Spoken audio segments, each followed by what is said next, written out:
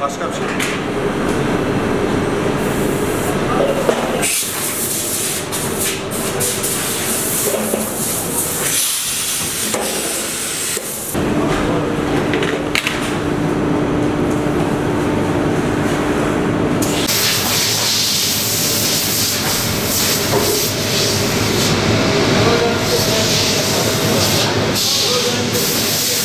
Ayakkabı sektörü olarak Gaziantep 20 yılda kendi kabuğunu kırarak Türkiye'nin sözünü söyleyen güçlü bir üretici durumuna geldi.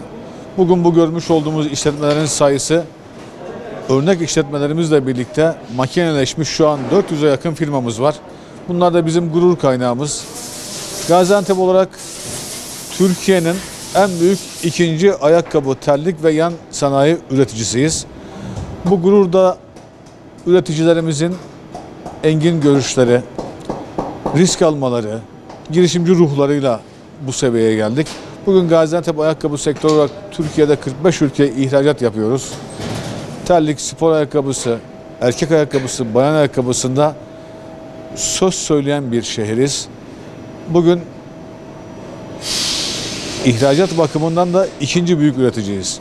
Spor ayakkabısı konusunda çok şanslıyız. Çin'de seyahat kısıtlamalarının olması, üretimin aksaması, konteyner krizi, navlun fiyatlarının yüksek olması Gaziantep'te ayakkabı üreticiler olarak bizlere pazarda büyük bir şans ve alan yarattı.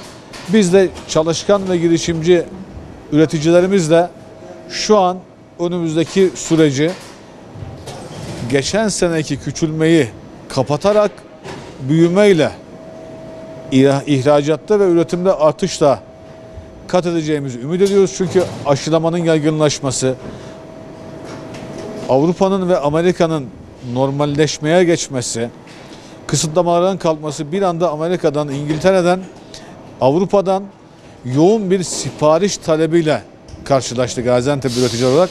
Şu an hem istihdam hem katma değer bakımından oldukça iyi bir yöndeyiz. Gaziantep spor ayakkabısında da pandemiyle birlikte kendini geliştirdi. Çünkü pandemiden dolayı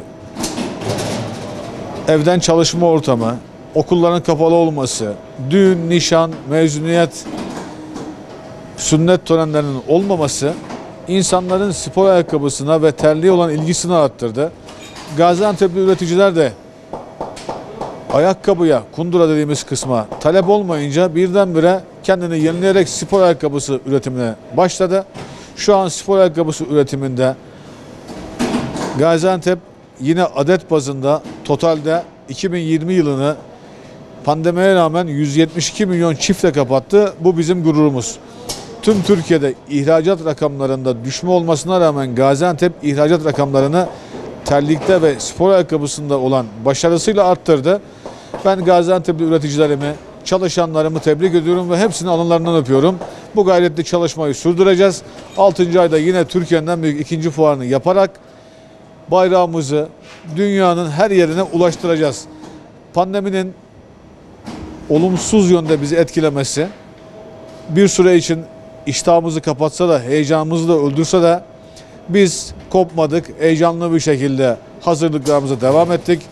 Çalışanlarımızı koruduk. İmkanlarımız dahilinde devletten aldığımız destekleri de kullanarak bugün olumlu bir şekilde normalleşmeye dönerek AVM'lerin açılması, pazarın açılması, cadde mağazaların tekrar açılmasıyla inanıyoruz ki başarılı bir şekilde kat edeceğiz, yol kat edeceğiz, mesafe kat edeceğiz. Amerika'da normalleşme ile birlikte 5 ürüne talep artışı vardı. Bunlardan bir tanesi de ayakkabıydı. Bu da bizi çok sevindiriyor. Örnek olarak kendimizi oraya aldığımız için. Spor ayakkabısında yeni bir trend yakaladık. Artık moda takım elbisenin kumaş pantolonun altına casual dediğimiz ayakkabıların giyilmesi. Bu da yeni bir moda ve trend akımı. Bunda da şanslıyız. Önümüz açık. Çünkü burada özellikle Gaziantep ayakkabıları yan sanayisiyle, tabanıyla modaya yön veren bir çizgi oluşturdu. Bunu da başaracağımıza inanıyoruz. Satışlar oldukça iyi, talepler oldukça iyi. Şu an ülke bazında geçen sene 35 ülkeyle kapattık. Bu seneki siparişler ve sevkiyatlar şu an 45 ülkeye ulaşmış durumda. Bu da bizi sevindiriyor. İnşallah 70 ülkeyle kapatır. Türkiye'nin sözünü söyleyen bir sektör olmaya devam ederiz. Burada 30-35 kişiye istihdam sağlıyoruz ve dededen babadan oğula 3. kuşak ayakkabıcıyız. Biz bu işi severek yapıyoruz ve yeni nesil ayakkabılar üretiyoruz. Sneakerlar, yeni tarzlar. Şimdi bunlara ülkemiz olarak, genel dünya olarak ilgi daha büyük. Yurt dışı pazarlarımız var, iç pazarlarımız var. Yeni nesil neyse, yeni nesil hangi çağa ayak uyduruyorsa biz de onlarla beraber bu yolda yürümek istiyoruz beraber. Spor ayakkabı gündelik giyimde de hem rahat, hem şık, hem takım elbise altına, hem gündelik giyimlerde, hem koşuda, sporda her türlü şekilde gündelik olarak ihtiyaç olduğu için biz de bu nedenle spor ayakkabı üretiyoruz. Üretmiş olduğumuz ayakkabılar belirli dış pazar müşterilerimiz var. Almanya olsun, işte Kosova olsun, Rusya olsun, iç pazarlarımız var. O şekilde devam ediyoruz, çalışmaya çalışıyoruz.